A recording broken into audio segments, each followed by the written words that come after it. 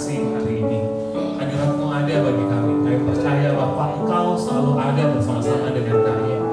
Berbicaralah Tuhan bagi kami hari ini. Berbicaralah di setiap pintu hati kami. Kami siap untuk mendengarkannya Bapa. Sucikan, layakkan hamba-Mu ini untuk berbicara on your behalf. Please Lord. Tuhan, biarlah apa yang hamba-Mu sampaikan hari ini sesuai dengan kehendak-Mu, sesuai dengan apa isi hati-Mu. Kami mau mendengarkannya Bapa. Kami mau datang dengan hati yang terbuka. Kami mau datang dengan telinga seorang murid. Kami mau datang dengan hati yang lembut, yang siap untuk ditaburkan benih firman yang akan berbuah lebat 30, 60, 100 kali lipat. Terima kasih Bapak, terima kasih Yesus. Kami bersyukur Bapak. Kami ada sebagaimana kami ada. Kami bawa doa ini hanya di dalam nama anak-Mu Yesus Kristus, Tuhan dan Juru Selamat kami. Haleluya. Amin. Shalom guys. Terima kasih. Tim PW, anak youth, kalian luar biasa hari ini. Sebenarnya mohon berdiri dekat-dekat dengan kalian. Kalian maju-maju. Siapa saja yang ada di belakang? Bro, Gabriel, come on. Tadi kehujanan. Ayo, maju-maju. Kita enak sekali kalau misalnya kita duduk dekat-dekat nih. Suatu kesukaan bagi saya untuk bisa sharing di tempat ini. Siapapun adik-adik, kayaknya bukan orang lain nih. Ada kayak nggak kenal dengan saya. Saya perkenalan dulu. Ini pertama kali saya khotbah di sini loh. Ini pertama kali saya sharing di depan-depannya kalian. Biasa banyak saya sharing tapi di online. Tapi kayaknya beda sekali itu kalau misalnya kita ketemu dengan muka nih. Kita tatap-tatapan. Kadang dihakimi. Itu kayaknya dia terlalu tinggi. Kayaknya dia gimana gitu. Intinya biasa kalau kita masuk ke gereja itu kadang.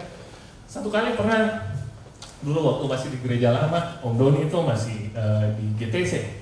Di GTC itu kadang dia bilang begini, tolong Pak Teddy naik untuk berdoa. Wah, itu saya 2 kali dikasih begitu. Saya di atas berdoa sambil gemetar. Iya Tuhan, doa untuk perjamuan kudus. Saya gemetar. Yang ketiga kalinya saya sudah lihat. Dia sudah lihat saya pakai baju bagus. Saya lari begitu selesai firman saya lari di sini. Begitu tidak ditunjuk. Pagi-pagi ini selesai gimana langsung dia bilang, tadi sebenarnya saya mau 7 kali Teddy. Kok lari duluan? Oke guys, nanti sekian intermezzonya. Perkenalan, nama saya Teddy. Panggil saja Kak Teddy. Kakak Teddy. Nah, jangan Om. Anak saya 4 soalnya. Weh, balapan gitu nih. Apa lagi mau ditanyakan? Pekerjaan sehari-hari Tuhan percayakan jadi research dan development dari sebuah perusahaan. Saya kerja satu tim dengan Lodi dalam sebuah perusahaan food and beverage. Tapi itu pekerjaan sampingan. Pekerjaan utamanya adalah melayani Tuhan. Haleluya. Bagaimana guys? Oke. Wih, yang laki-laki ini, mana suaranya? Iya, gitu dong. Wih, kita bikin yel-yel mau saja bagaimana laki-laki. Ya, kalau saya bilang strongman, semua berteriak, buha. Pernah tuh? Waktu saya bicara soal pria di Zoom, itu seru sekali kan? Jadinya bisa saja saya tanya, kapan saja? Saya berteriak, strongman. Kalian harus jawab, buha. Iya kan? Kita biasakan kan? Saya yakin di sini kalian para laki-laki ini laki-laki yang kuat di dalam Tuhan. Saya mau muridkan banyak orang. Anak saya nggak cuma 4, anak rohani banyak. Jadi komunitas-komunitas dalam pekerjaan, ada anak-anak juga yang bekerja dalam bisnis. Banyak lah. Itu yang saya percaya. Soalnya yang saya lihat kebutuhan generasi muda kayaknya sudah beda ya sekarang. Bukan lagi hanya sekedar ritual ibadah yang menjemukan. Kita nyanyi 3 lagu cepat, 2 lagu lambat, atau kita harus gimana. Jadi cara pendekatan anak muda sekarang agak konvensional. Saya kadang setiap hari Sabtu subuh itu kita selalu goes bareng-bareng subuh. Goes bareng-bareng. Selesai itu kita pulang, kita cari tempat duduk, ngobrolnya harus firman Tuhan. Masa sih kita ngobrolin orang, gosip? ngobrolin Indra Kents, ngobrolin, ngapain lah, dia udah ngasih duit kedua, ngapain gitu. Oke guys, jadi memang kayaknya zaman-zaman seperti ini, kata-kata yang seperti itu, empowering, memuridkan, teaching, membapai, fathering, itu adalah sebuah kata-kata yang memang kayaknya kritis, kita perlukan dalam kalangan-kalangan anak muda.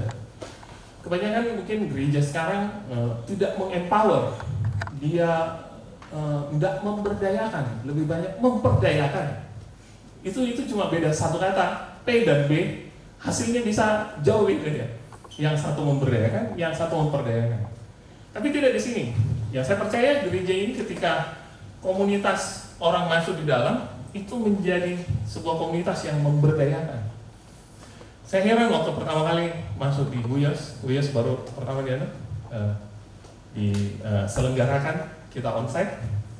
Waktu itu terus tiba-tiba udah dipanggil, sini, ditabiskan dulu.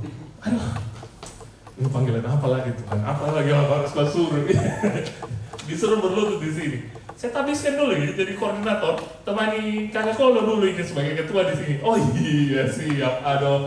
Padahal saya sebenarnya itu agak tidak suka untuk ada di spotlight. Kalau kalian cari saya ada di mana di ibadah umum, itu yang paling belakang.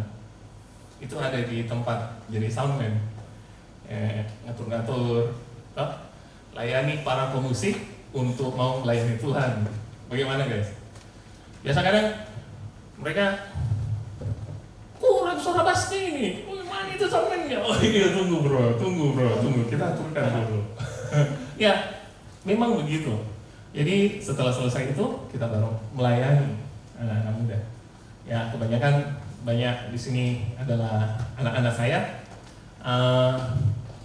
Kesa tidak datang, sakit perut katanya, mules, jadi tidak datang. Katanya dia mau online, tapi saya kayaknya ini jaringan lagi rusak. Oke. Saya ketika pertama kali dikasih mandat sama Om Doni, gembala bapak.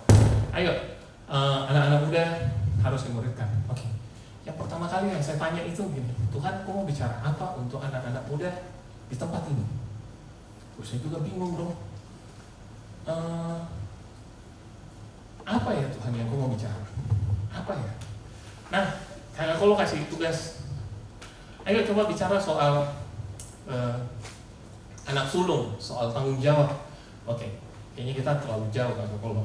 Akhirnya setelah saya berdoa, bilang, coba kita meletakkan dasar dulu.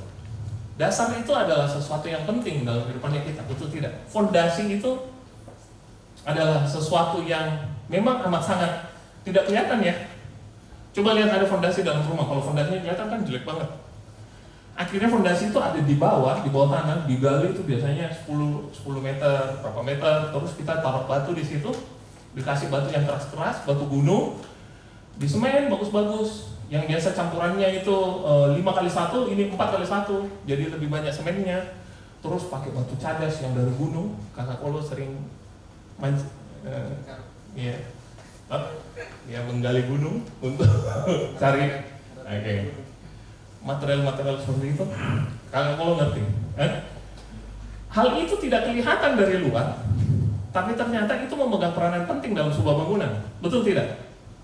Soalnya cuma satu kan? Cuma satu. Nanti kita ulangi ya. Ini harus. Bagaimana? Amin.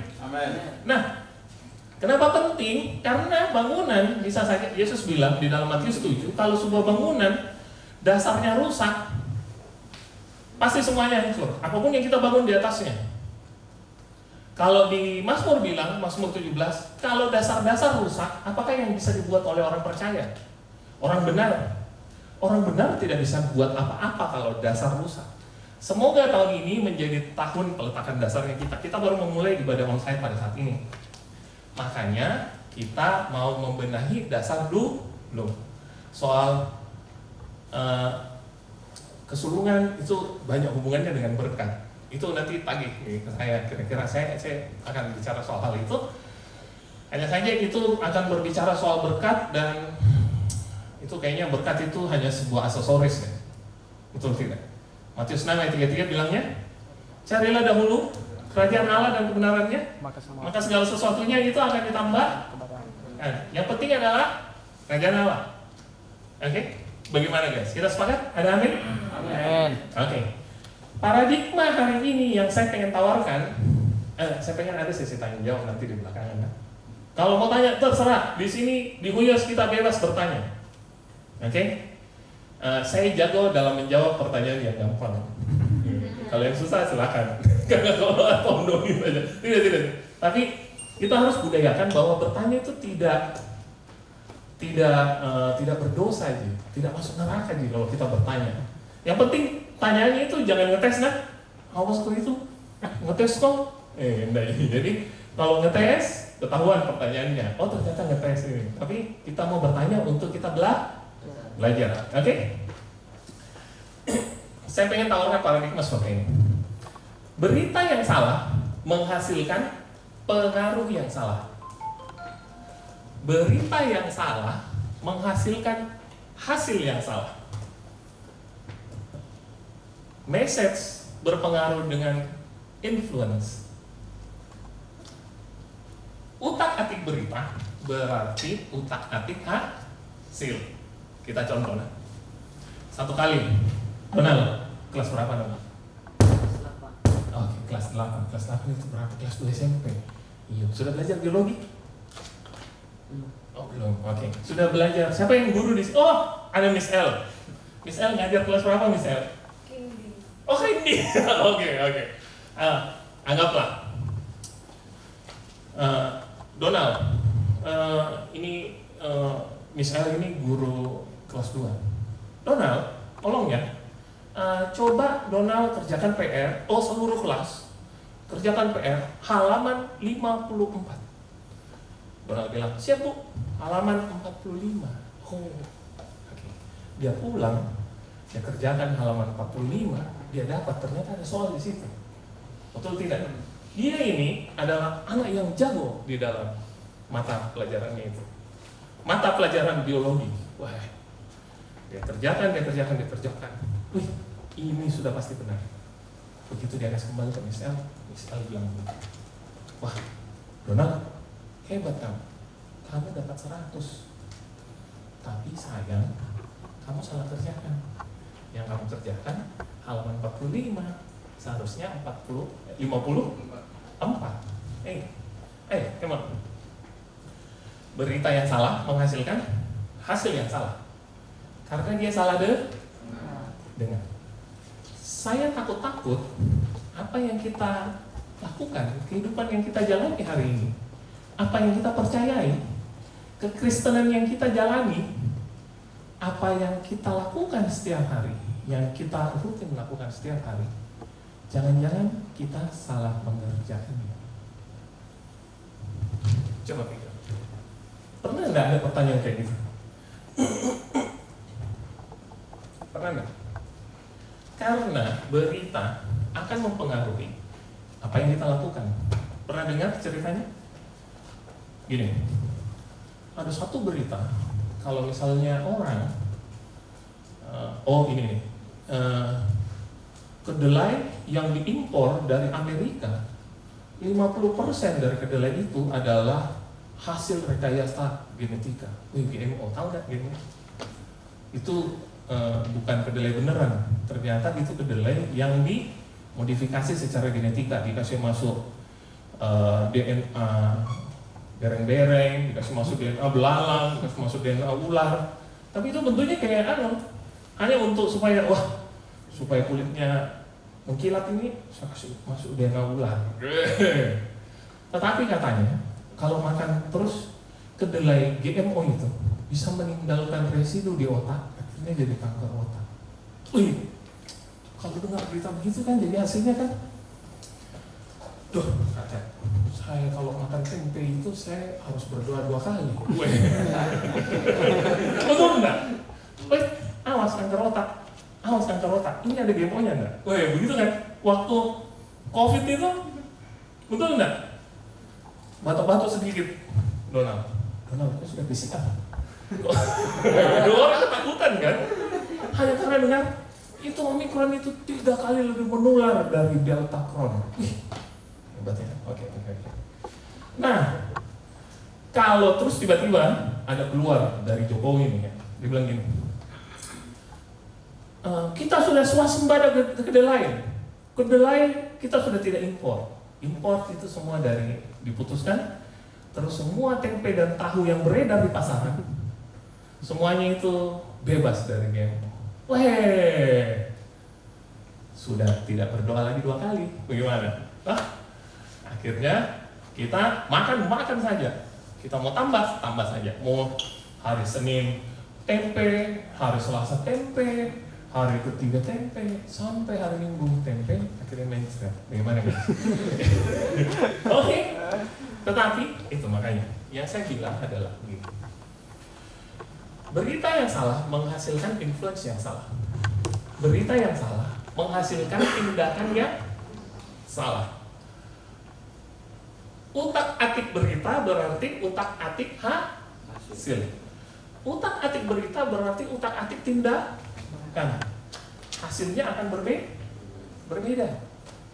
Betul tidak? Oke. Sekarang coba kita cek pesannya Yesus seperti apa. Beritanya Yesus pertama kali. Jangan-jangan gereja ini membangun di atas berita yang salah. Jangan-jangan komunitas kita membangun di atas berita yang salah. Kita harus dengar apa yang berita Yesus datang, apa yang dia katakan. Injil itu artinya apa? Ada yang tahu? Siapa yang bilang itu? Kabar baik. Injil itu, siapa yang bilang? Saya nggak lihat. Oh iya, Caca. Betul. Injil itu artinya evangelion, artinya kabar baik. Kabar baik berarti kan berita. Nah, Yesus waktu datang pertama kali, kira-kira beritanya apa? Siapa yang tahu? Angkat tangan, nanti saya kasih smoothies. Kan? Mau kan? Oke, come on guys. Berita Yesus pertama kali. Kagak kolo. Sudah dengar? Selain kagak kolo. Curang dia. Dia sudah tahu. Oke? Dia sudah lulus sebenarnya. Nah, itu khotbah Yesus pertama kali. Ini saya juga khotbah pertama kali. Semoga ini tentang Yesus dan bukan tentang saya. Bagaimana nih? Saya pikir-pikir, sudahlah, jangan berkat lah. Nanti anak-anak juga pusing kepalanya soal berkat. Bagus, saya beritakan apa yang Yesus beritakan pertama kali. Kita coba buka dalam Matius 4 ayat 17. Come on Chris, berteriak.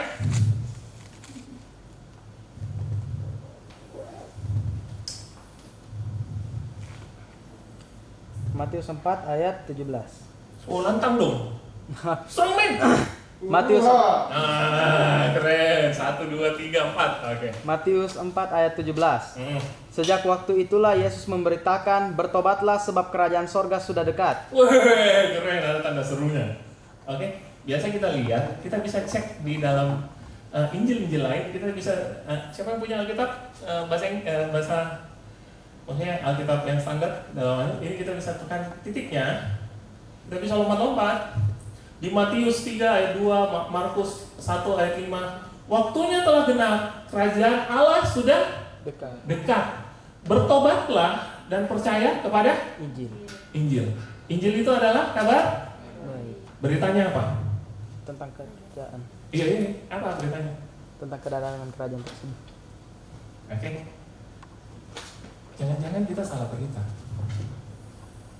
Kadang gerejanya ini bertobatlah, surga sudah dekat. Wah, beda guys. Serius. Kayaknya kita sudah salah dengar berita deh. Ya. Yang Yesus katakan pertama kali, bertobatlah, kerajaan Allah sudah dekat. Bukan sorga. Sorga itu tempat Allah berdiam di atas. Kita itu di bumi. Kerajaannya mau datang ke sini. Pelan-pelan. Jangan matanya menghakimi. Katanya gini. Oke. Kita coba buka ya. Lukas 4 ayat 43. Tidak ada Injil lain selain ini. Kata ini pengajaran baru. Enggak, serius. Saya bisa aja kita membuka dari Kejadian sampai Wahyu, mereka berbicara satu topik yang sama, benang merahnya tetap sama. Kalau kalian itu biasa kadang baca Alkitab ya, aduh Tuhan, kok maksudnya apa ini ya? Ngapain kok? Kenapa kok ngomongnya ini, kadang gini, ada raja ini, ada raja itu, ada gini, perumpamannya gitu. Kadang kita nggak ngerti ya, seakan-akan Roh Kudus itu nggak bisik-bisik kita. Roh Kudus bisik-bisik dulu baru kita mengerti. Tidak. Ini yang harus kalian ngerti. Matius 4 ayat 17. Tolong Alin. Matius 4. Lukas 4 ayat 43. Lukas 4 ayat 43. Lukas 4 ayat 43. Tetapi ia berkata kepada mereka, Yesus juga di kota-kota lain aku harus memberitakan Injil kerajaan Allah, sebab untuk itulah aku diutus. Tangkap. Injil itu mengenai apa? Kerajaan Allah. Bukan mati masuk surga. Bukan mati tidak percaya Yesus masuk neraka. Tunggu, jangan hakimi saya dulu. Kita bicara topik lain kalau yang ini. Tetapi kalau yang ini, saya mau bicara pesan Yesus yang pertama kali. Yesus berbicara pesan itu konsisten dari awal sampai akhir. Saya tunjukkan. Setelah itu dia akan berbicara seperti itu setelah dia mati dan dia bangkit dan dia mau naik ke surga. Jadi ini. Biasa pesan yang pertama dan terakhir biasanya itu adalah pesan yang paling penting kan. Contoh nih, ada nenek-nenek mau mati. Contoh. Yang pasti ditinggalkan wasiat kan. Dia bilang begini, tolong rumah yang ada di Sungai Sadang itu tolong kau kasih ke Lydia. Yang ada di tengah kota, di balai kota itu tolong kau kasih ke Dilon. Itu kan, yang paling penting kan bicara soal wasiat kan. Wasiat yang terakhir kali. Bukan masa dia bilang gini loh, itu kucing belum dikasih makan, air belum dimatikan, jemuran belum diangkat, politik hujan. Nah, nggak mungkin kan. Yang dia bicara adalah sesuatu hal yang paling penting. Jangan-jangan kita lupa apa yang paling penting dalam hidupnya kita. Kenapa harus diulang-ulang? Coba kita lihat kan. Kita coba lihat di dalam Kisah Rasul 1. Saya coba bacakan. Kisah Rasul 1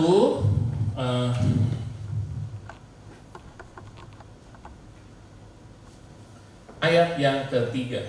Saya coba bacakan ya. Kepada mereka ia menunjukkan dirinya setelah penderitaannya selesai, dan dengan banyak tanda yang membuktikan bahwa ia hidup. Sebab selama 40 hari ia berulang-ulang menampakkan diri dan berbicara kepada mereka tentang kerajaan Allah. Berulang-ulang bicara tentang kerajaan Allah. Berulang-ulang bicara tentang Kerajaan Allah. Kenapa sih harus ulang-ulang 40 hari? Coba kita retret ya, 40 hari. Ulang-ulang terus, kerajaan Allah, gue kalian minta itu. Sudah nih bicara soal kerajaan. Tidak, karena ini sudah mau naik. Saya harus tinggalkan hal yang paling penting. Tolong itu mobil dicuci. Tidak. Kita bawa yang aneh-aneh. Yang dia pesan cuma apa? Dia berbicara mengenai kerajaan Allah. Sekarang saya tanya, adakah menurut kita itu penting? Adakah menurut kau itu penting? Dia saya kasih buku, lamanya dia baca. Tidak. Adakah menurut kita itu penting? Kalau menurut Yesus saja itu penting, adakah menurut kita itu penting? Jangan-jangan kita membangun keimanan kita berdasarkan perasaan kita, mujizat, berkat. Coba perhatikan gereja sekarang. Pesannya apa? Tobatlah. Ikut Yesus pasti senang. Ikut Yesus pasti kaya. Apa itu? Berita apa itu? Itu beritanya Yesus? Tidak, jangan-jangan yang kita bangun bukan gerejanya kita. Jangan-jangan yang kita bangun gereja organisasi. Jangan-jangan yang kita bangun adalah gereja diri sendiri. Oh gila, pesan Injilnya orang sekarang itu berkutat kepada kebutuhannya manusia. Mau ikut Yesus? Pasti kaya. Kalau sedih, pasti senang, suka cita. Kalau gundah gulana, pasti damai sejahtera. Ikut Yesus? Mau? Kalau sakit, pasti sembuh. Wih, ngeri sekali. Serius. Padahal pesannya Yesus pertama kali bertobat. Apa itu bertobat? Ubah pemikiran. Metanoia, ngerti? Ayo, ada yang tahu? Bertobat itu berasal dari kata metanoia, yang artinya perubahan pola pikir. Berbalik 180 derajat. Nanti kita bahas. Oke, bagaimana guys? Wah, sudah mulai panas. Kita coba ya. Mau masuk perjanjian lama? Boleh ya? Kita coba ya. Kata ini itu cuma Yesus, bukan Bapa. Oke, kita coba buka. Kejadian 1 ayat 26. Come on. Kau tahu bunyinya itu, Chris? Stromen. Wah. 5 orang 1, 2, 3, 4, 5. Oke. Ini adalah purpose manusia diciptakan pertama kali. Oke. Kita coba lihat nah. Berfirmanlah Allah, baiklah kita menjadikan manusia menurut gambar dan rupa kita supaya mereka berkuasa. Oke. Kata berkuasa ini have dominion. Kata kerajaan itu adalah king and dominion. Jadi purpose-nya manusia diciptakan adalah, ada yang bisa jawab? Menguasai dan mengelola bumi. Tetol. Kebablasan ini. Cocok. Tapi setengah benar. Yang benar adalah dalam keserupaan kita mengelola bumi, memerintah. Oke, dikatakan apa? Baiklah kita menjadikan manusia segambar dan serupa dengan kita supaya mereka memerintah. Harus segambar dan serupa. Kalau enggak tidak boleh. Bikin rusak nanti. Ini nih bumi rusak sekarang karena yang memerintah adalah orang-orang yang tidak segambar dan Serupa. pengejarannya kita cuma 2 itu. Oke? Yang Tuhan mau ada kerajaan di sini. Apa kehendaknya Tuhan di atas terjadi di bumi? Tuhan bilang, saya mau deh. Sifatnya kerajaan itu selalu ekspansi. Selalu ekspansi. Saya mau ke sana, saya mau ke sana, saya mau ke bumi. Makanya Eden itu artinya spot of God's presence. Berawal dari sebuah taman. Akhirnya seluruh dunia. Kita jalan.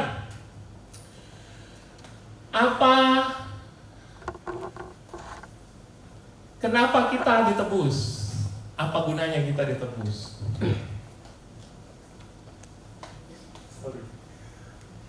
Kenapa kita ditebus? Kenapa Yesus mau menebus kita? Agar kita menyebarkan berita baik. Oke, bagus deh. Oke. Ini nah. Coba kita lihat dalam Keluaran 19. Keluaran 19 ini setelah Tuhan membebaskan kita, menebus kita dari perbudakan di Mesir. Ini sama dengan seperti Yesus menebus kita dari perbudakan dosa. Oke? Yesus menebus kita dari perbudakan dosa.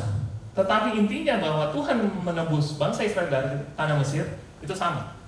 Kita coba lihat ya, Keluaran 19 ayat yang saya cari dulu. Oke. Kita coba lihat dari ayat yang kelima. Jadi sekarang, jika kamu sungguh-sungguh mendengarkan firman-Ku dan berpegang pada perjanjian-Ku, maka kamu akan menjadi harta kesayangan-Ku sendiri di antara segala bangsa, sebab Akulah yang mempunyai seluruh bumi. Siapa yang raja yang paling pertama dalam seluruh bumi? Siapa raja pertama? Siapa? Come on. Ayo, jangan malu-malu jawabnya. Siapa? Tuhan. Tuhan. Iya, dia yang ciptakan lah, masuk bukan raja. Iya, dia yang ciptakan, bro. Oke, strongman. Hurra. Oke, amin. Oke. Kamu, coba lihat ya ayat 6. Kamu semua ini, anak-anak muda yang hebat-hebat ini, akan menjadi bagiku kerajaan imam dan bangsa yang khusus. Inilah semua firman yang harus kau katakan kepada bangsa Israel. Kenapa mereka capek-capek ditebus keluar? Wih, dia obrak-abrik itu Mesir luar biasa sekali itu hari. Dalam 10 hari, betul-betul kalau kita bisa lihat visualisasinya itu, wih, ngeri. Gitu. Kenapa? Dia mau ada kerajaan imam yang melaksanakan apa yang dia mau. Oke guys, cukup tanggap? Kata Edi, itu kan perjanjian lama. Coba kita lihat akhirnya dari semua kisah ini. Wahyu bagaimana guys?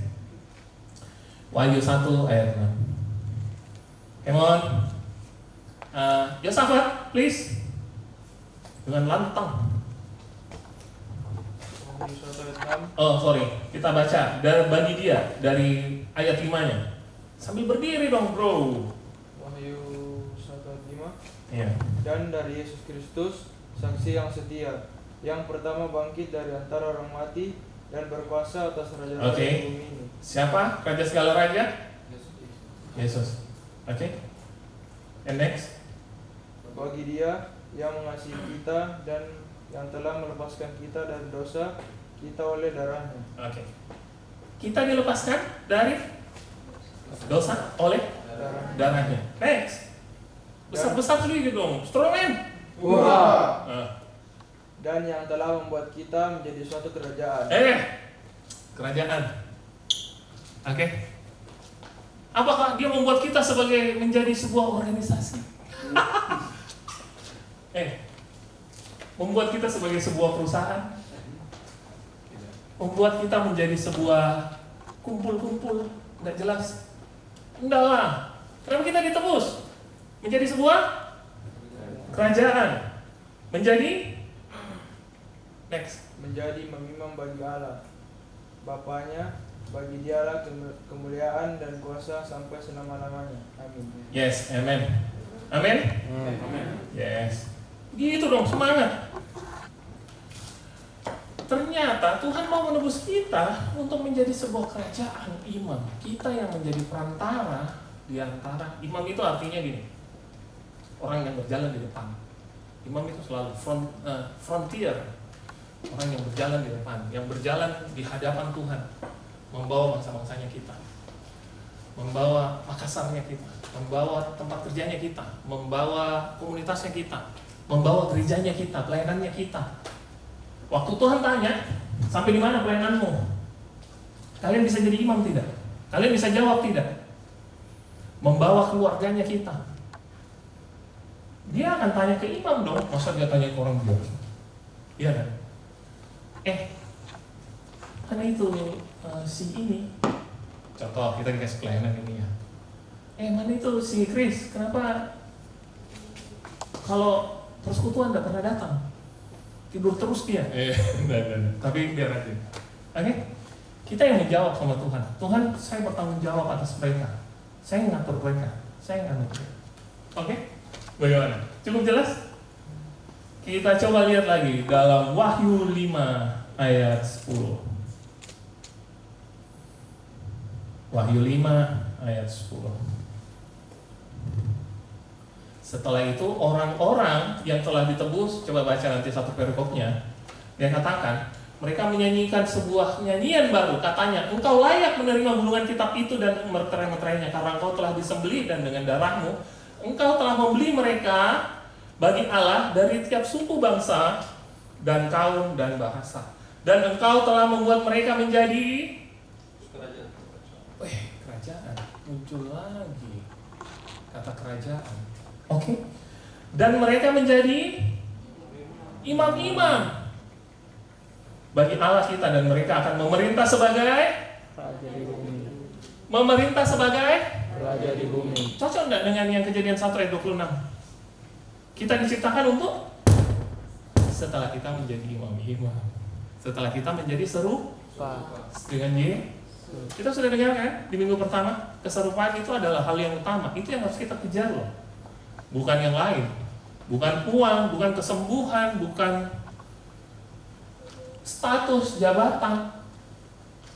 Oke, guys, tangkap sampai sini. Saya akan pelan-pelan bimbing kita untuk mengerti apa yang Yesus katakan. Oke, pesannya Yesus cukup tegas. Dia bilang di Matius 6 ayat 33, bukan uang, bukan jabatan, bukan harta tahta, Renata, salah, Renata mulu gitu. Chef master chef gitu. Jadi pesannya jelas, bukan kesembuhan, bukan apa? Coba Matius 6 ayat 33. Wah, itu kita kadang taruh ayat besar-besar sini. Matius 6 ayat 33. Matius 6 ayat 33. Tapi kita nggak ngerti artinya. Kasihan ya kita selama ini kita dibutakan oleh pengajaran Paulus. Come on guys. Matius 6 ayat 33. Matius 6 ayat 33. Tetapi carilah dahulu kerajaan Allah dan kebenarannya, maka semua itu akan ditambahkan kepadamu. Yes. Jangan kamu khawatir akan hari esok. Semua itu, dia bilang begini. Coba lihat dari ayat, mulai dari ayat 31 ya. Janganlah kamu khawatir dan berkata, apakah yang akan kami makan dan apakah yang kami minum, apakah yang akan kami pakai. Semua itu dicari oleh bangsa-bangsa yang tidak mengenal Allah. Bangsa-bangsa yang tidak mengenal Allah itu bahasa aslinya kafir. Akan tetapi Bapamu yang di sorga tahu bahwa engkau memerlukan semuanya itu. Oke? Kita harus mengutamakan yang utama, kerajaan Allah. Sebentar nanti saya jelaskan pelan-pelan. Saya jelaskan dulu latar belakang pentingnya mengenai kerajaan Allah. Bangsa-bangsa di luar cari yang tidak esensi, dia tidak mendapatkan kerajaan ini. Konsep kerajaan ini kayaknya agak susah. Kita hidup di lingkungan republik. Nanti saya akan bawa kalian. Saya lahir besar di Goa. Goa itu masih ada kerajaan-kerajaan. Jadi ini orang Goa ini. Sama-sama. KTP-mu Goa bro. Oke. Jadi orang boro-boro cari kerajaan. Mereka nggak pusing. Mereka jual. Yang penting, yang penting saya kaya. Yang penting saya bahagia. Yang penting saya jadi afiliator. Wah, murah banget. Ada, main kok bro. Oh, tidak. Kira kok Bimondo. Oke. Nah, kok itu korban. Oke. Pelan-pelan ya, pelan-pelan. Oke. Dia tabrakan antara kebutuhan manusia dengan kerajaan Allah. Sebentar, saya akan jelaskan. Coba lihat dalam yang punya Alkitab, ini BIMK, Bahasa Indonesia, coba bisa diinstal. Bahasa Indonesia Masa Kini, BIMK. Ini tafsiran secara bahasa yang mudah dimengerti. Saya tidak sarankan baca ini, tetapi tafsirannya di sini cukup bagus. Dia bilang gini. Jadi usahakanlah dahulu supaya Allah memerintah atas hidupmu. Dan lakukanlah kehendaknya, maka semua yang lain akan diberikan Allah juga kepada. Simpel banget. Hidup ini simpel banget. Ngapain kita kejar-kejar hal-hal yang begini? Kita cukup mengejar hal ini. Apa yang dia mau, pemerintahannya atas hidupnya kita, baru kita gitu. Kita kadang menjadikan Yesus itu hanya sebagai Juru Selamat, kita lupa menjadikan dia sebagai Tuhan dan Raja. Pelan-pelan. Oke? Sampai sini ada pertanyaan? Kalau ada pertanyaan, tolong di WhatsApp taruh di grup. Kalau mau personal, kasih kakak Kolo. Nanti kakak Kolo yang menang. Saya harap kalian bertanya, supaya kita jadi lebih asik gitu. Ada feedback dari kalian. Oke? Nah, Yesus pertama kali dia datang, dia cukup stres. Karena pesannya itu satu. Dia sama loh pesannya dengan Yohanes Pembaptis. Yohanes Pembaptis bilang gitu, kerajaan Allah sudah dekat, kerajaan Allah sudah dekat. Bangsa Israel itu bilang gini, saya tidak butuh kerajaan Allah. Mana itu kerajaan Allah? Kita ini sudah ditipu habis-habisan sama pungut cukai, kita dijajah sama bangsa Romawi, kita dimiskinkan, yang kita butuh itu Mesias. Bayangkan waktu itu bangsa Israel dijajah sama bangsa Roma. Sebelumnya itu dibuang dengan bangsa-bangsa lain. Ada yang tahu dibuang kemana? Babel, Babel, apalagi? Persia, Assyria, apalagi? Yunani. Assyria. Oh, Ya. Oke. Babel, Medo Persia, Yunani, semua itu sampai akhirnya dekret mereka bisa kembali. Tetapi mereka kembali pun, mereka pun dijajah sama bangsa Romawi. Mereka tidak punya kedaulatan sama sekali. Yang mereka berharap itu ada Mesias datang dalam gambarannya mereka ya. Oke. Beritanya pertama kali Mesias itu sudah terdengar dari nabi-nabi terdahulu. Terus tiba-tiba malaikat datang sama gembala-gembala. Chris, kau tahu tidak? Ada Mesias telah lahir di Bethlehem. Oh iya, siap bos. Mereka pergi. Betul tidak? Ada Mesias lahir. Menurut mereka, Mesias itu seperti apa? Wah, ganteng. Kayak Lodi. Asik. Bawa pedang. Kaya. Murah banget. Betul. Punya tentara banyak-banyak. Betul tidak? Saya akan bebaskan bangsa Israel dari penjajahan orang Romawi. Wah, itu harapannya mereka. Begitu Yesus datang, dia bilang, bertobatlah, kerajaan Allah sudah dekat. Ini Mesias ya? Kok kayak gembel kayak gini? Tukang kayu. Iya, rupanya itu tidak elok loh. Pakaiannya compang-camping. Dia katakan tidak ada tempat untuk meletakkan kepala. Wih, homeless. Serius. Yesus itu orang yang amat sangat simpel. Mau masuk bait suci, dia bawa duit. Dia suruh muridnya, dia bilang gini, pergi kau mancing. Selesai kau mancing, di dalam mulutnya itu ada uang. Dan itu kita bayar. Bayar pajak. Simpel sekali. Tidak ada duit. Muda. Gembel. Kerjanya kayak serabutan. Kok ini ya yang dikatakan Mesias? Betulan jadi Mesias. Nah, Yesus itu sampai frustrasi. Akhirnya kita coba lihat di Matius 13. Ini adalah perumpamaan Yesus pertama kali. Perumpamaan, dia katakan gini, perumpamaan tentang seorang penabur. Oke? Jadi semua orang setelah dijelaskan, setelah orang diberitakan tentang kerajaan Allah, sudah tidak mau mendengar karena mereka lebih memilih untuk kebutuhannya. Mereka memilih apa yang bisa kita diberi makan, apa yang bisa kita disembuhkan. Mereka ikut Yesus itu hanya kesembuhan, tapi mereka nggak ngerti soal prinsip-prinsip kerajaan Allah. Kalian ngerti? Sampai akhirnya Yesus itu bingung. Aduh, saya harus bilang apa ini sama kalian? Nah, di sini pertama kali Yesus menyampaikan soal perumpamaan. Nanti kita akan lihat bahwa Yesus sebenarnya mengucapkan perumpamaan supaya apa? Ada yang tahu? Ayo, jawab guys. Supaya apa? Supaya bisa mengerti. Bisa mengerti. Begitu. Ternyata supaya orang yang tidak perlu mengerti tidak usah mengerti. Serius. Jadi kita lihat. Ini perumpamaan pertama kali. Jadi dalam setiap perumpamaan, coba perhatikan di dalam Matius, hal kerajaan sorga itu adalah seperti. Hal kerajaan sorga itu seperti. Dia sudah malas mengajar itu seperti khotbah di bukit. Kau harus mengasihi. Kalau ada orang tampar di kananmu, kasihkan. Gitu. Tidak, orang itu omong kosong ini. Tidak, akhirnya Yesus itu, sudahlah, saya bicara hanya kepada orang yang mengerti. Dia hanya berbicara kepada murid-muridnya. Waktu dia kasih tahu perumpamaan, akhirnya dia balik. Dan dia jelaskan arti perumpamaan hanya kepada murid-muridnya yang 12 orang itu. Kita coba lihat.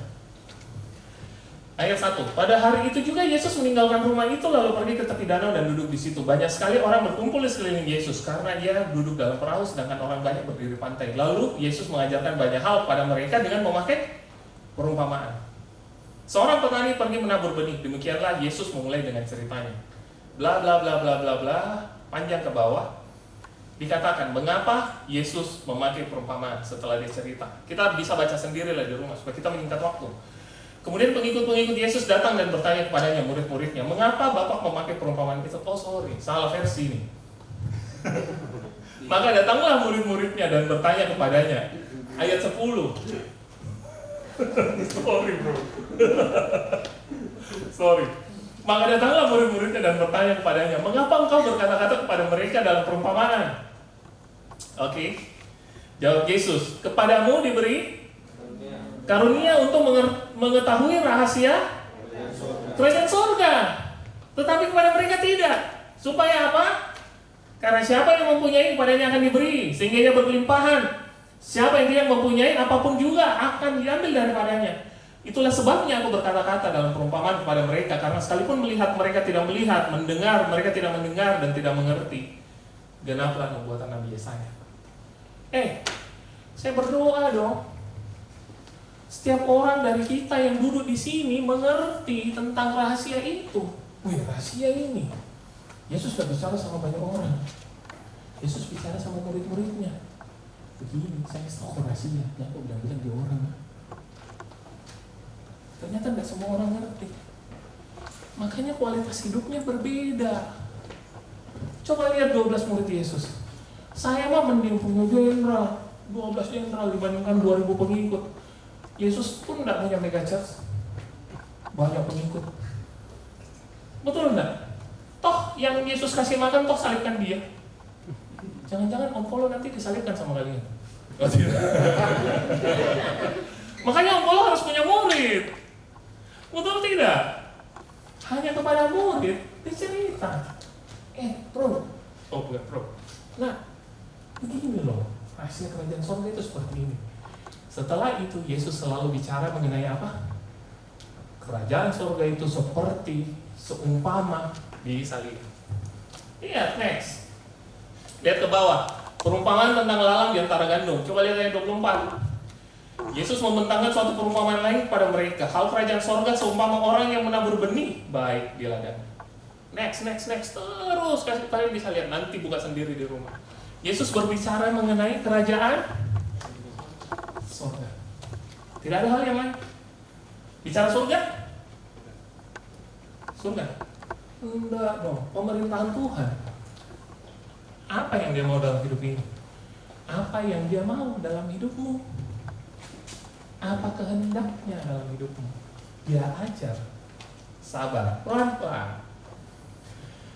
Oke? Kita lihat ayat yang ke-23. Matius 13 ayat ke-23. Kita lompat saja. Kita sudah biasa tahu ya. Ada benih yang dicuri burung, di tanah berbatu, di semak belukar. Tetapi gini. Yang ditaburkan di tanah yang baik ialah orang yang mendengarkan firman itu dan mengerti. Dan karena itu ya berbuah. Ada yang 100 kali lipat, ada yang 60 kali lipat, ada yang 30. Oke. Sekarang masalah keterbuahan itu masalah apa?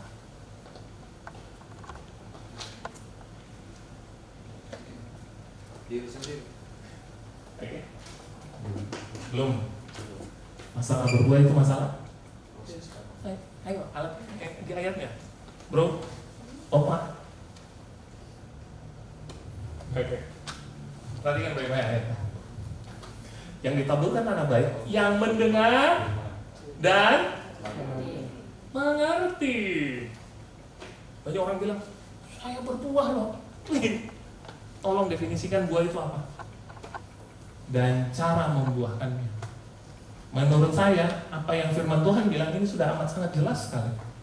Kalau kau mendengar tentang firman, firman itu firman apa? Mengenai kerajaan Allah.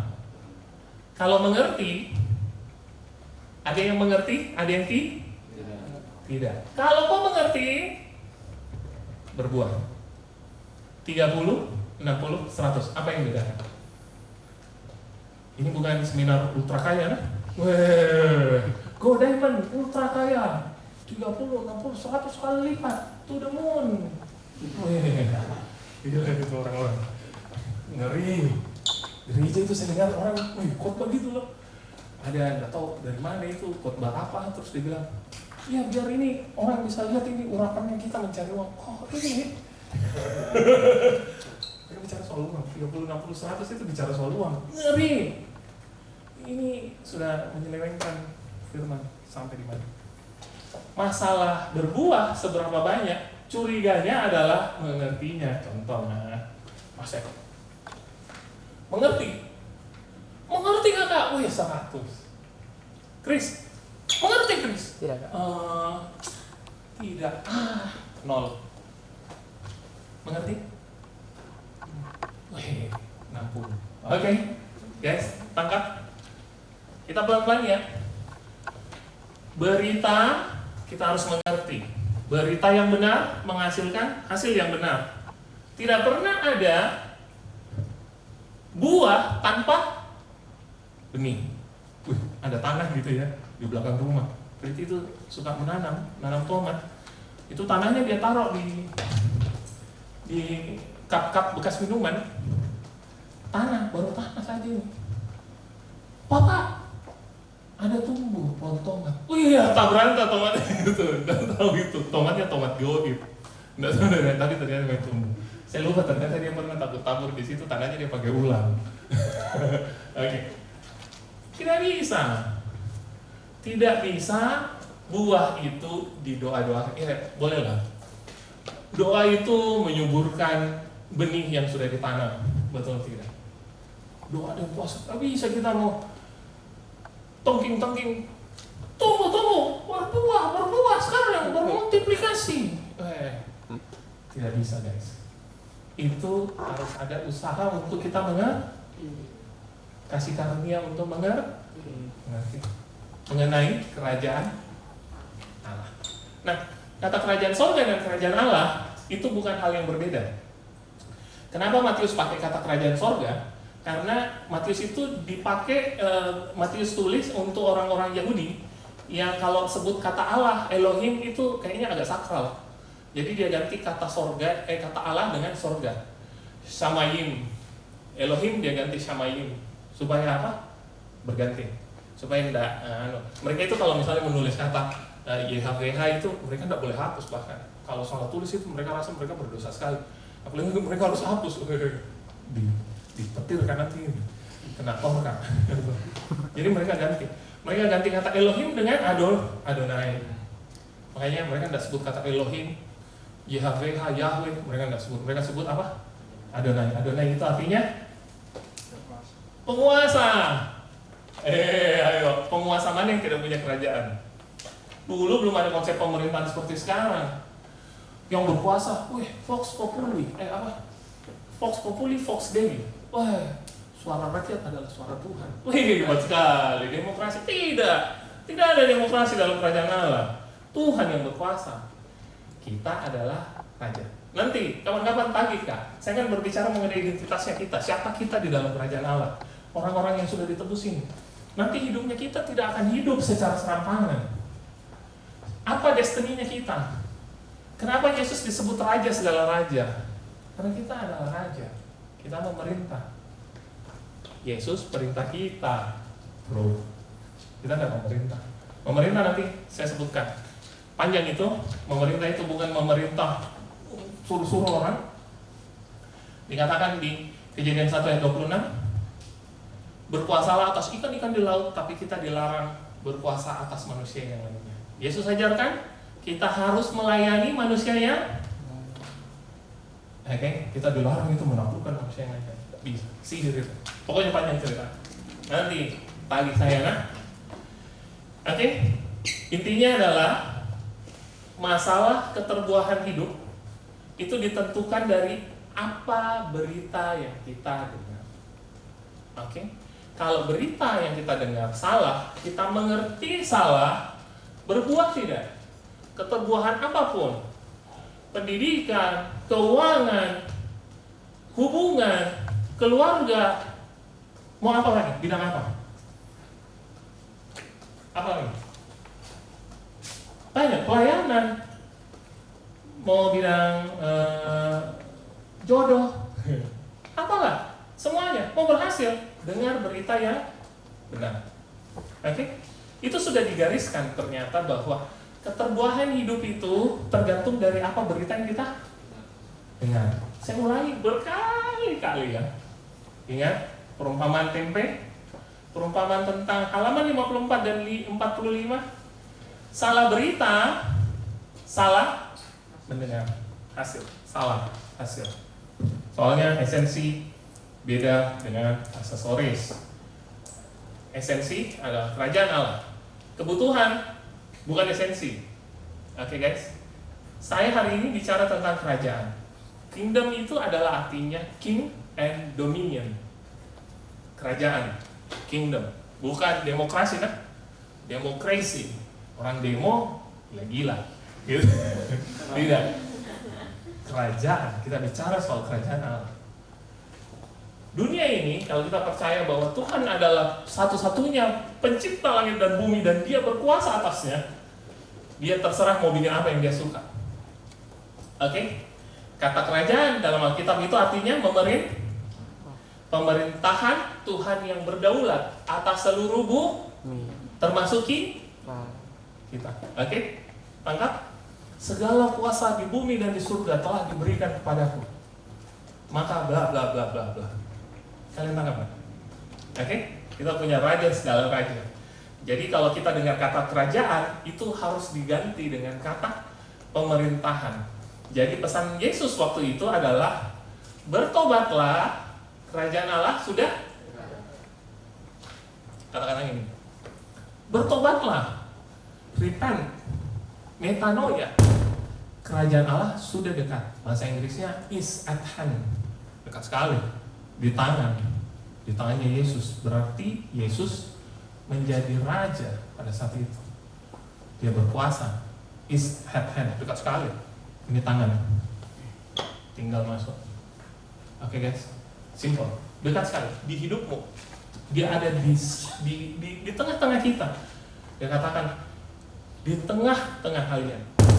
Within you. Di dalammu. Tuhan mau berkuasa di dalammu. Jadi gini. Pesan Yesus cuma satu. Kerajaan Allah mau memerintah di dalam hidup. Oke? Solusi untuk masalah multidimensi. Sekarang saya mau coba kasih satu konsep. Kenapa orang hidupnya sedih?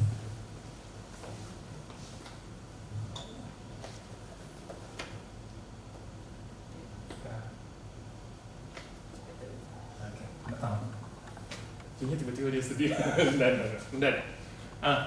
Kenapa orang duka nestapa? Sedih. Kenapa orang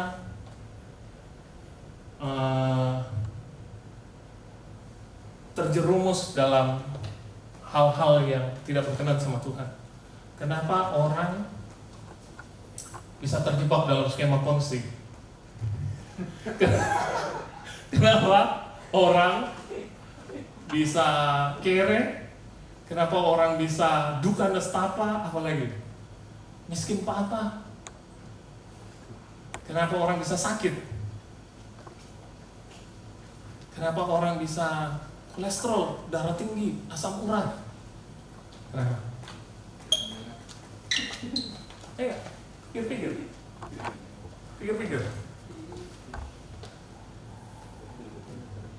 Kenapa?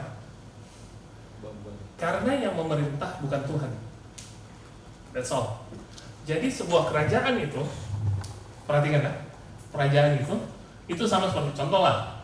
Kita tidak pernah dapat gambaran soal kerajaan di sini. Andai kata misalnya kita tinggal di Inggris, kita masih tahu, oh kerajaan Inggris seperti ini. Ada rajanya, ada undang-undangnya, ada budayanya, ada bahasanya, ada apa lagi? Apa yang beda dari sistem monarki dengan sistem republik? Ada prinsipnya, ada undang-undangnya, ada damai sejahteranya, beda. Jadi kita ini orang yang tidak terbiasa dengan itu, ketika dengar pesan Kristus, kita jadi bingung. Oke? Nah, di dalam kerajaan Allah itu, dia ada prinsip-prinsipnya. Nanti saya ngutang untuk bicara dengan kalian soal prinsip-prinsip kerajaan Allah. Banyak. Prinsip bahwa dalam kerajaan itu tidak ada yang namanya pemilik. Yang ada cuma pengelola. Sama sekali tidak ada yang namanya pemilik. Kepemilikan itu hanya hanya dipunyai oleh seorang raja. Rajanya, bosnya, itu rajanya. Gitu. Kita tidak bisa punya pemilikan atas tanah. Kita dipercayakan. Coba perhatikan di Matius 25 perumpamaan tentang nanti skip. Nanti saya akan bicara soal itu.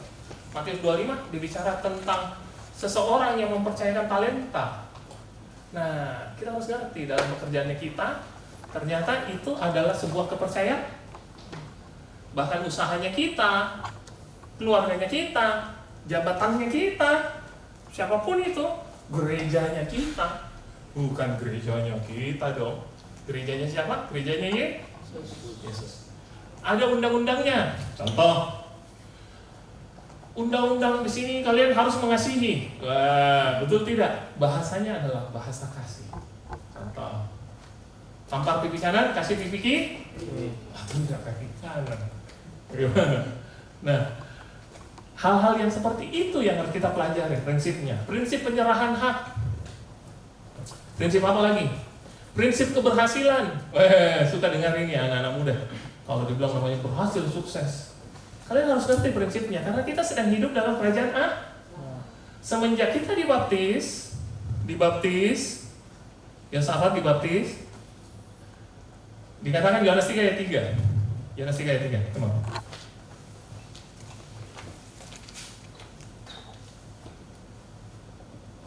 Yohanes 3 ayat 3, Yesus menjawab katanya, Aku berkata kepadamu, Keras dikit dong. Aku berkata kepadamu, sesungguhnya jika seorang tidak dilahirkan kembali, Iya. dia tidak dapat melahirkan kerajaan Allah. Oh, melihat. Terlalu terburu-buru, terlalu semangat. Thank you. Okay. Itu kita dibaptis itu seperti tanda bahwa kita pindah kerajaan, dilahirkan kembali. Seseorang yang mau masuk dalam sebuah kerajaan, bisa nggak? Contoh, saya mau mendaftar dalam kerajaan Inggris. Ini enak saja, siapa lo? Cuma 3 cara untuk kita bisa masuk dalam sebuah kerajaan. Apa? Nomor 1, kita lahir dalam kerajaan tersebut. Nomor 2, kita menikah dengan orang yang punya warga negara kerajaan tersebut. Yang ketiga, kita diadopsi oleh kerajaan tersebut. Betul tidak? Makanya dikatakan bahwa kita ini adalah anak Tuhan. Adoption of saint. Kita diadopsi sama Tuhan. Dia mengutus rohnya, anaknya kepada kita yang berseru, ya Abah, ya Abah. Itu gunanya Roh Kudus. Jangan dibawa yang agamawi. Jangan dibawa terlalu ribet. Simple. Lihat semuanya dalam kacamata kerajaan. Iyalah. Bos, saya KTP Indonesia, saya mau mendaftar kerajaan Inggris, bisa nggak? Nggak bisa. Kalau kita nggak lahir di situ, kita bukan warga negara di situ.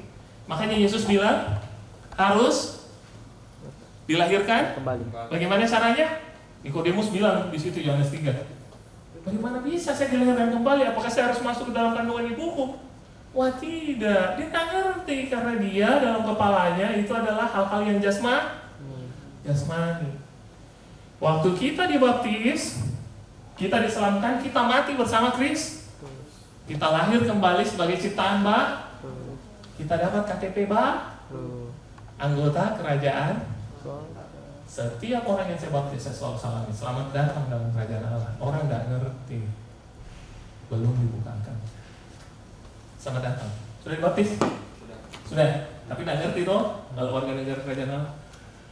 Orang kalau punya KTP, ada itu ya, orang punya paspor tertentu yang kalau masuk ke negara manapun bisa. Kita di Indonesia ini, jangan-jangan teroris, gitu. Betul enggak? Wah, ini KTP-nya contoh Afghanistan. Bisa masuk Amerika tidak? Wah, jangan-jangan mau kasih ledak pesawat ini. Betul tidak?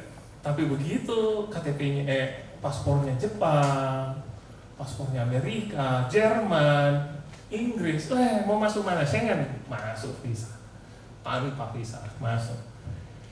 Itu gunanya kita gampang akses ke Tuhan. Kita punya kuasa, bahkan ada kuasa loh. Nanti kapan-kapan saya ajar soal kuasa, otoritas, dunamos, exousia. Itu keren sekali. Kalau kalian ngerti siapa kalian, di hadapan Tuhan, siapa kalian, identitasnya kalian itu, dahsyat luar biasa. Hidup itu penuh kemenangan. Masa sih kita kayak keluarga negara Ethiopia, Afghanistan, mau di mana-mana ditolak. Wah, tidak lah. Oke? Kita adalah terang, kita adalah garam, di mana-mana kita menggaram. Oke guys, kita next, kita kelamaan nanti. Oke? Jadi, intinya adalah ini. Tuhan berdaulat atas dunia ini. Dia mau ada kehendaknya yang terjadi. Oke? Kalau dia tidak berdaulat atas hidupnya kita, bisa terjadi tidak? Makanya kita untuk berbuah saja kadang ngoyo ya. Bahasa Jawa itu ngoyo. Apa? Susah sekali. Pakai keringat. Program gereja, musik yang bagus, bikin retret, bikin KKR, bikin apa supaya bisa gimana, supaya bisa berhasil, pakai trik-trik ini, kasih asap, kasih lighting yang bagus. Hello, come on. Enggak. Keterbuahan itu masalah apa? Derita. Oke? Tuhan mau berdaulat atas hidupnya kita.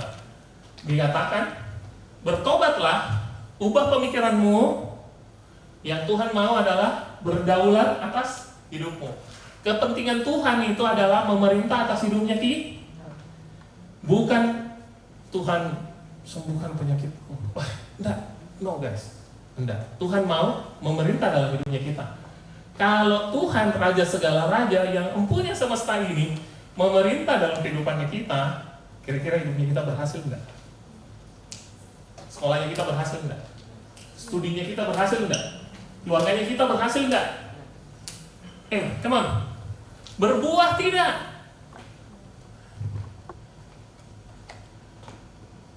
Itu kalau Tuhan hadir, kondoknya terlaksana, dia langsung turun. Dia suka berdiam di tempat-tempat di mana kehendaknya terlaksana. Langsung area pemerintahannya. Ini area pemerintahan lo. Lebih BMW. Alim, apartemen di CPG ya. Saya tak minta Tuhan. Enggak, ini anak bisa dipercaya gitu. Kakak Kolo, nanti saya percayakan 10 hidrolik ini alat berat ya. Tuhan saya enggak. Orang kanan ya susah untuk berhasil hanya karena dia tidak bisa dipercaya. Tuhan takut untuk mempercayakan dia sesuatu. Contoh tadi kan, steward, kita adalah pengelola bukan pemilik. Tuhan mempercayakan kita, Chris, saya percayakan kok mobil BMW. Nggak mungkin kan, biasanya udah tahu naik mobil, biasanya baru belajar naik motor. Pasti yang saya kasih dia adalah sepeda. Mau pakai road bike? Nggak bisa, MTB. Karena apa? Dia belum bisa mengelola emosi. Iya, di mana-mana jangan salahkan siapa-siapa dong.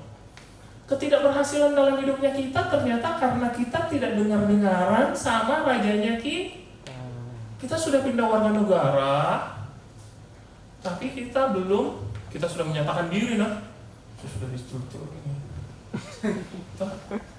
Saya sudah pindah ini, KTP ku sudah beda. Wah, hidupnya masih di diskotik. Setiap hari nonton TikTok.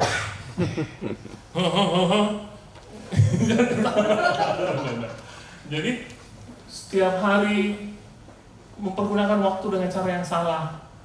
Setiap hari banyaklah hal-hal yang tidak berkenan sama Tuhan. Apa? Kalian bisa sebut satu persatu. Kalau kita nggak bisa dipercaya, bagaimana bisa kita diberikan sesuatu? Bagaimana bisa kita mencapai keberhasilan? Karena keberhasilan adalah mengutamakan yang utama. First thing first.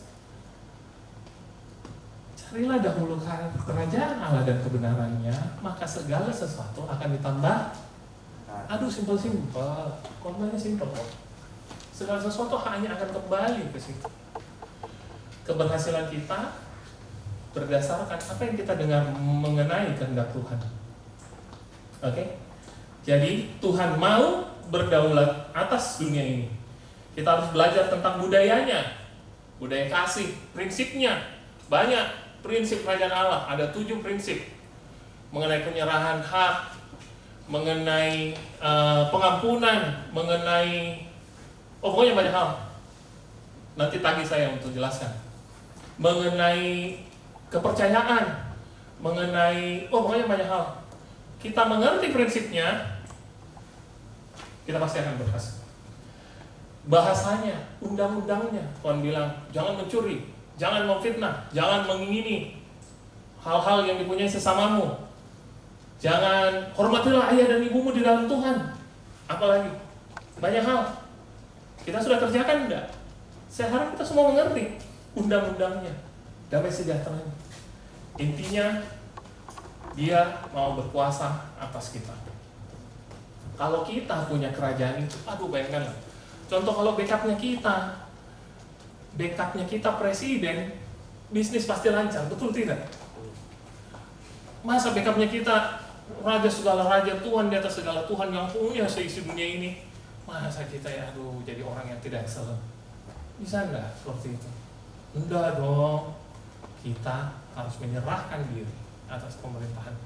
Dia pasti akan backup. Saya berkali-kali cerita sama anak-anak rohani itu. Kita itu seperti pasukan khusus yang kalau kita terjun disuruh misi sama bosnya kita pasti disupport dengan segala hal. Apa saja, mau keuangan, kesehatan, apapun itu yang kita perlukan. Seperti kita terjun, contohnya pasukan khusus nih, banyak di film-film ya.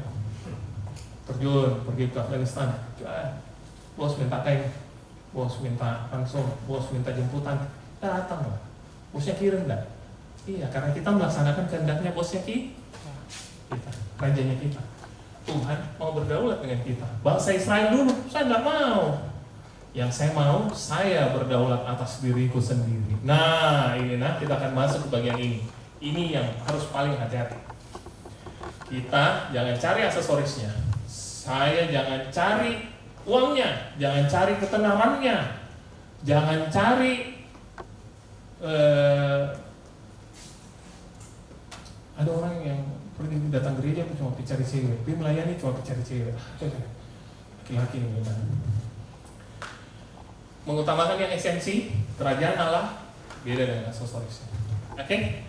Bagaimana? Beli rumah dapat payung, beli mobil dapat gelas.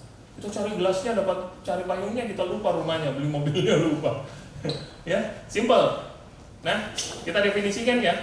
Kerajaan Allah itu adalah pemerintahan Allah yang dinyatakan melalui pelaksanaan kehendaknya terus-menerus dalam kehidupannya kita.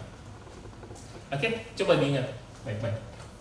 Kerajaan Allah adalah pemerintahan Allah yang berdaulat dinyatakan melalui pelaksanaan kehendaknya di dalam kehidupannya kita terus. Soal kehendak kan? Tuhan mau A, tapi kadang kita B. Tuhan bilang begini, ya kau harus kelola uangmu baik-baik. Tidak, saya mau investasi di binomo. Itu orang luar sana banget. Oke. Makanya doanya Yesus apa? Doa yang paling pertama diajarkan, beginilah kamu harus berdoa. Ayo, Bapa kami yang ada di surga, dikuduskanlah namamu, Datanglah kerajaanmu, datanglah kerajaanmu, jadilah kehendakmu di bumi seperti di surga. simple. Sudahkah kita berdoa dengan demikian? Jadilah kehendakku di rumahku, di dompetku. Biasa bro. Bagaimana? Di waktuku, saya mau pergunakan suka-sukaku. Saya mau main game sampai tengah malam, urusanku. Saya mau habiskan uangku di mana-mana, ya urusanku. Di diskotik, di Nusantara, beli diamond. Tapi itu koin-koin apa itu? YouTube, Hicks, toh, TikTok, apa? Ayolah. Ternyata musuh dari kerajaan Allah itu adalah kerajaan Duniawi. Diri sendiri. Iya, cocok. Itu betul. Kerajaan kegelapan itu adalah musuh bebuyutan dari kerajaan Allah. Tetapi tidak serta-merta bahwa contohnya yang melakukan dosa saja waktu Adam dan Hawa pertama kali jatuh itu siapa? Manusia kan? Iya kan? Adakah ular mengambilnya dari ini coba kok atau ditipu-tipu atau apa? Enggak kan? Cuma digoda kan? Ini saya coba tanya kan? Saya coba ditanya kan?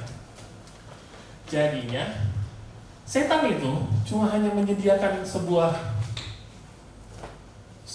apa istilahnya? Temptation itu bukan ujian ya, ujian itu trial, temptation itu cobaan. Betul sekali. Kita ini kadang kalau berdoa, wah ini berat sekali masalahnya. Kayaknya ini cobaan dari setan atau ujian dari Tuhan. Lupa kita itu bahwa musuh terbesar dari dirinya kita adalah diri sendiri. Musuhnya kerajaan Allah itu rata-rata dari diri sendiri. Saya coba kasih ayatnya ya. Supaya jangan nanti dibilang, katanya dia mengada-ngadain. Bagaimana sih caranya? Sudah berapa lama ini? Sudah mau setengah 10. Kita cepat saja. Doa Yesus itu selalu your kingdom come, your will be done. Yesus pun punya kehendak, betul? Kalau cawan ini harus berlalu daripadaku, tetapi kehendakmulah yang jadi. Bukan kehendakku ya? Bukan. Kita coba lihat 2 Timotius 3. 2 Timotius 3. Sorry ya, lama sekali. Kalau ada pertanyaan boleh. Keadaan manusia pada akhir zaman. Ketahuilah bahwa pada hari-hari terakhir akan datang masa yang kalau hidupmu sukar, kalau dompetmu sukar, belajarmu sukar, pelayananmu sukar berdua, apapun itu yang merembet-merembet. Aduh, kenapa ini Tuhan sukar sekali? Karena apa? Ini keadaan manusia. Ada setan nggak di sini? Coba kita lihat. Manusia akan mencintai dirinya sendiri. Diri sendiri. Oke? Dan menjadi hamba? Apa itu hamba uang? Pemenuhan diri sendiri. Kucur uang sebanyak-banyak. Oke? Murah banget. Oke? Mereka akan membual. Membual itu apa? Membesar-besarkan diri. Iya nih. Saya sudah melayani 35 tahun. Umurnya 35 tahun, berarti dari kecil itu sudah melayani. Hebat ya. Membual dan menyombongkan diri. Mengedepan-depankan diri. Lihat nih gua, bisa tanpa kamu. Lihat nih gua.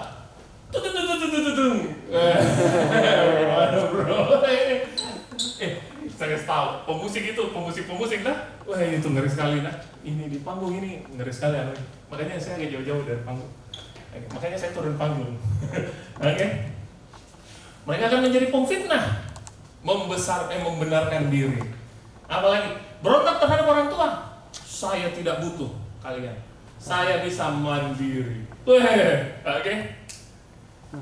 Mereka tidak tahu berterima kasih, ya sudahlah ketahuan. Tidak tahu mengasihi orang, tidak berdamai, menjelekan orang lain. Menjelekan orang lain, saya yang hebat. Dijelekan orang lain, kan? Saya sendiri yang bagus. Tidak dapat mengekang diri, garang, tidak suka yang baik, suka berkhianat, tidak berpikir tidak berpikir panjang, berlagak tahu. So Teo diri sendiri, saya yang paling hebat. Lebih menuruti hawa nafsu daripada menuruti Allah. Mereka menjalankan ibadah mereka, pada hakikatnya mereka memungkiri kekuatan. Jauhilah mereka itu. Ada setan di situ? Kasihan juga itu kadang setan nih. Dikit-dikit saya. Itu kan salahmu. It's my dream, Mas. Nah itu hadirat Tuhan itu kalau gue egois, bayangkan gue kasih suara tinggi-tinggi. Kadang itu jemaat itu nggak bisa nyanyi ya. Akhirnya diam ya sudah. Nah itu kita harus mawas diri. Kalau lihat WL sudah pekikikan, kita singer saja nggak bisa nyanyi ya sudah. Pemain musik harus bilang kayaknya terlalu tinggi, kok harus kasih turun. Kita jemaat nanti nggak bisa nyanyi. Padahal tugasnya WL itu memimpin kita masuk dalam penyembahan. Leading, bukan performing, bukan menunjukkan diri. Wah, suaraku yang paling tinggi, suaraku yang paling kuat, saya paling hebat skillnya. No, jangan. Hati-hati ya. Hati-hati, Lucifer jatuh gara-gara itu. Come on. 1 Yohanes 2 ayat 15. 1 Yohanes 2 ayat 15. Lodi, please. 1 Yohanes 2 ayat 15. Janganlah kamu mengasihi dunia dan apa yang ada di dalamnya. Oke. Jikalau orang mengasihi dunia, maka kasih akan Bapa tidak ada di dalam orang itu. Oke. Next. Ayat 16. Sebab semua yang ada di dalam dunia, yaitu keinginan daging dan keinginan mata, serta keangkuhan hidup, bukanlah berasal dari Bapa, melainkan dari dunia. Oke. Terus. 17. Dan dunia ini sedang lenyap dengan keinginannya. Keinginan, guys, keinginan. Oke, next. Tetapi orang yang melakukan kehendak Allah Allah akan tetap hidup. Hey, ternyata kalau kita berhati-hati dengan keinginannya kita tidak akan binasa. Perhatikan. Terima kasih, Lord. Thank you, guys. Semua yang ada dalam dunia ini, keinginan daging, nafsu, keinginan mata, itu sepatu bagusnya, itu motor bagusnya, ini drum elektrik bagusnya, ini sepatu Balenciaga, apa itu jam-jam apa gitu, ya. Mau dompetmu binasa, ikuti keinginanmu. Bagaimana, Chris? Saya udah punya dompet, Kak. Oh iya, nanti minta sama Om Doni gitu. Mau bisnismu binasa, mau keluargamu binasa, mau sekolahmu binasa, ikuti keinginanmu. Tetapi orang yang melakukan kehendak Tuhan akan tetap hidup dong, dompetnya hidup, mukanya bercahaya. Ya, kalau ngomong nggak loyo, kalau diajak sharing, iya Kak, banyak yang utangku. Kasihan. Saking kegagalan, kejatuhan, ketidakmenangan. Come on, ubah paradigmamu, bertobat sekarang, pindah dari kerajaan diri sendiri. Kerajaan Allah. Kita harus belajar hal itu. Mau tidak, guys? Yes? Mau hidup enggak? Mau dompetmu binasa enggak? Mau keuanganmu binasa? Apa lagi? Rumah tanggamu hancur berantakan? Keinginan daging, keinginan mata, gangguan hidup. Berhati-hati dengan keinginanmu. Beware what you wish for.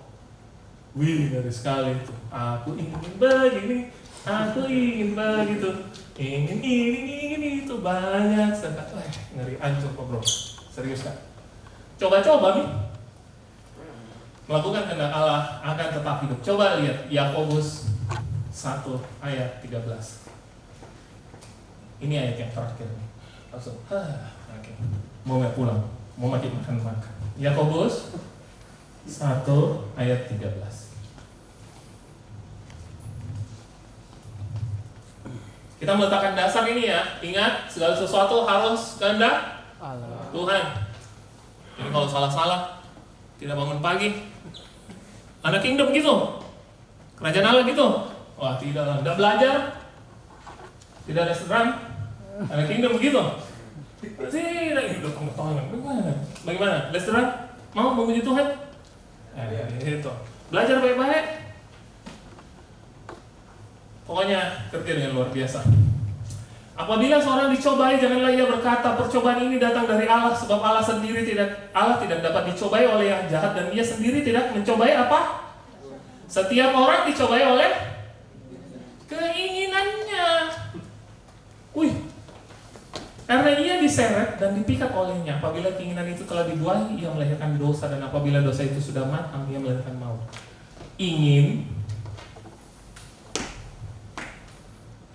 dosa, maut.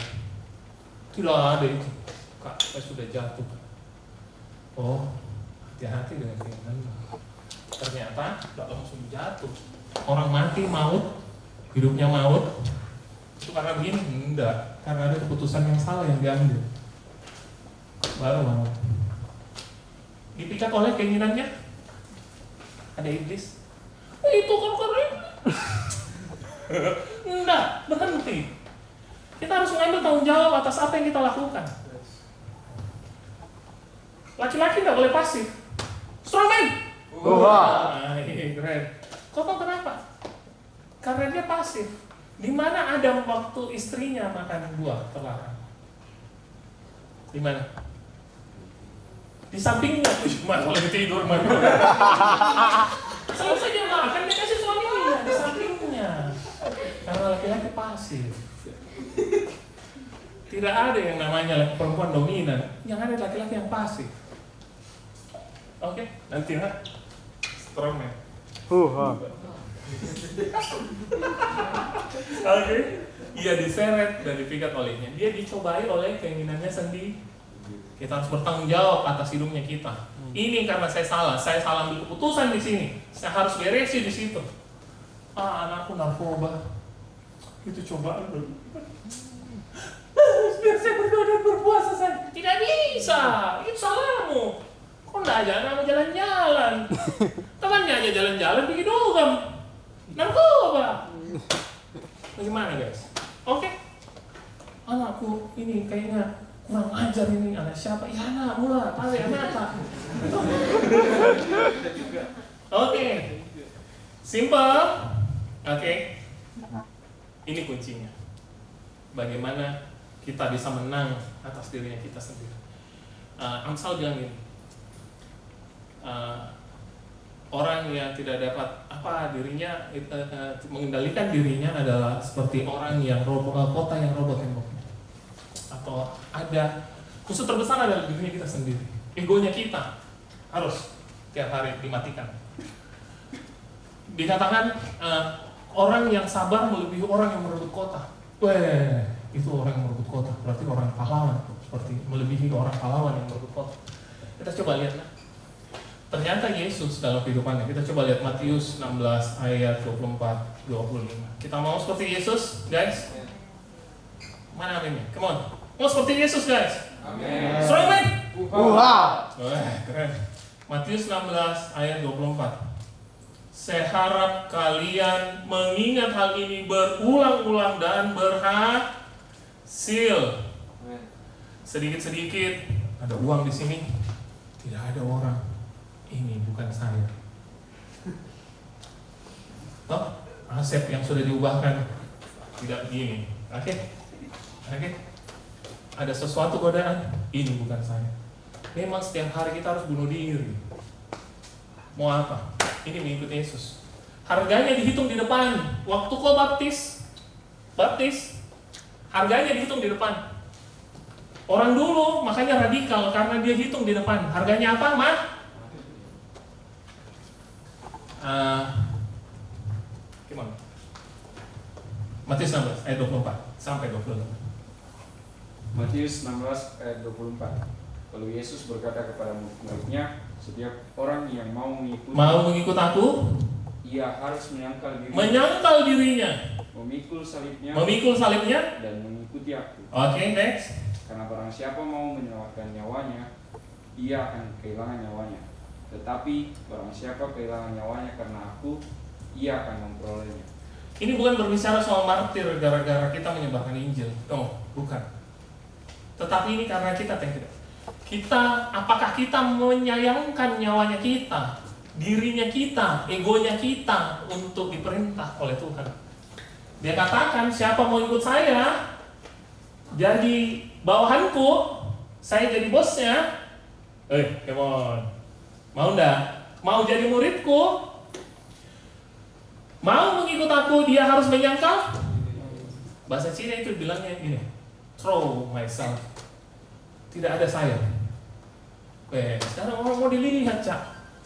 Saya mau dilihat deh pakai mobil bagus. Dia cicil dulu deh. Iya. Bagaimana? Saya mau dilihat deh pakai sepatu bagus, saya mau dilihat deh bikin begini, saya mau dilihat deh. Menyangkal. Kita harus menyangkal dirinya kita setiap hari. Ini bukan saya. Saya bisa karena Tuhan. Saya begini karena Tuhan. Tidak ada saya. Saya ini tidak berarti. Saya ini cuma hamba yang tidak berguna. Come on. Itu harus mentalitasnya kita. Yang kedua, ia harus memikul salibnya. Apa itu memikul salib? Bukankah salib itu tempat orang mati? Orang sekarang gambar salib di sini. Weh, gaya toh. Apakah orang naik di atas salib? Gaya. Selfie dulu, kasih masuk Instagram, kasih makan netizen. Ya tidaklah. Salib adalah tempat untuk mati. Kita memakukan setiap kehendaknya kita di situ. Ingin dipuji, ingin puas, nafsu kita, semua dimatikan di situ. Setiap hari memikul salibnya dan mengikut aku setiap hari. Di Lukas atau Markus dia katakan setiap hari.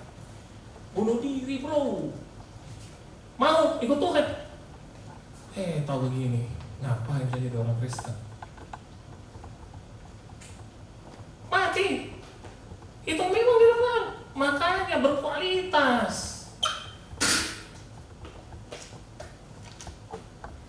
Baru tersinggung saja, saya akan bikin bangun gereja sendiri. Gila orang-orang sekarang ya. Orang-orang kaya itu di Jakarta. Kalau nggak didengar sama gembala, saya bisa bangun gereja sendiri. Undang pembicara-pembicara, sewa tempat, bikin bikin. Wih, gila, ngeri. Hati, bro. Itu namanya ikut Tuhan. Kalau enggak, kehendak Tuhan tidak terjadi di kita. Tahu apa itu artinya Eden? The spot of God's presence. Tuhan suka berdiam di mana kehendaknya terlaksana. Mau rumahmu jadi surga? Mau rumahmu jadi surga? Pekerjaanmu jadi surga? Atau menjadi neraka? Atau pelayananmu jadi neraka? Baku cakar orang di dalam. Wih, karena tidak mau mengampuni, Tuhan suruh mengampuni kok. Mengasihi kok. Kasih uangmu. Memberi kok, berkorban. Bos, tunggu dulu bos. Enak gitu. Gedung gereja harus sudah siap di sini, harus dingin, harus dipel semua. Bos, capek bos. Wih, kendangnya kita. Mending saya duduk-duduk saja. Come on. Sangkal diri, ikut salib, ikut Tuhan. Apa maunya dia? Bagaimana guys? Mau ikut Tuhan? Mau? Come on. Mau masuk dalam kerajaan ini? Amin. Ini kerajaan tidak tergoncangkan loh, serius. Di akhir zaman, baca di Ibrani 12, Ibrani 12, Ibrani 13, cari sendiri. Coba carikan.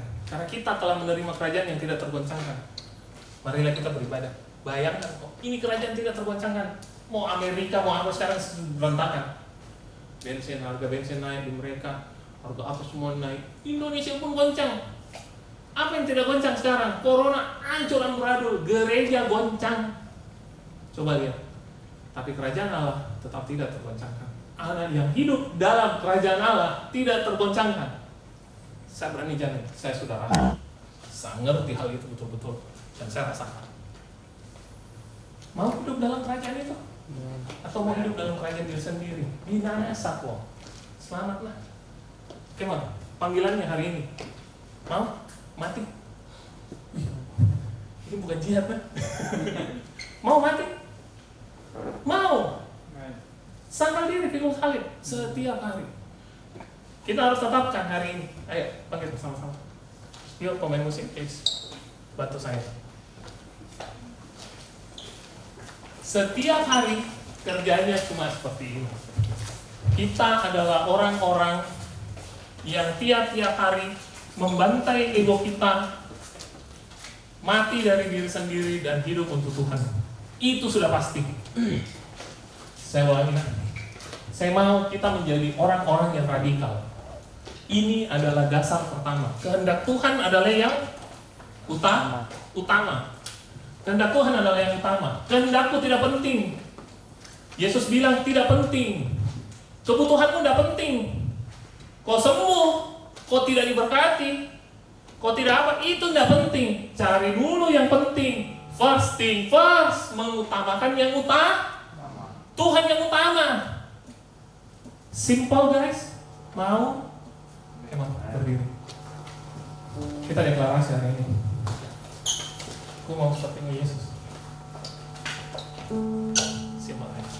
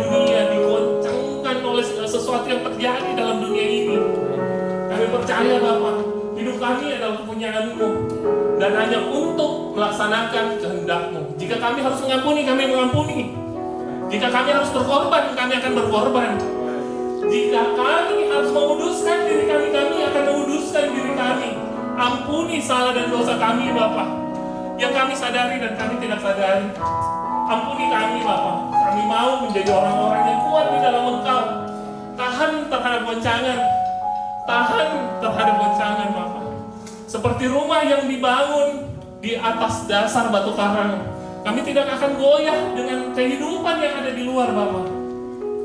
Tolong kami, Bapak. Bantu kami, Roh Kudus bertahtalah dalam hati kami. Peringatkan kami, tegur kami jika kami membuat sebuah kesalahan, Bapa. Kami menyerahkan semuanya hanya ke dalam tangan-Mu. Bantu kami, Bapa. Bantu kami. Kami anak-anak-Mu, Bapa.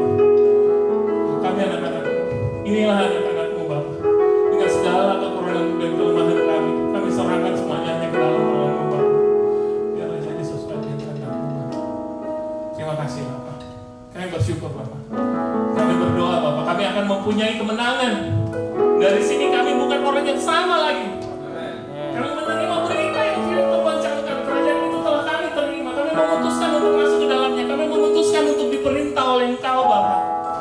Kami memutuskan kami hanya hidup untuk Engkau, Bapa. Kami memutuskan untuk mematikan ego kami setiap hari. Setiap hari. Setiap hari. Terima kasih, Bapa.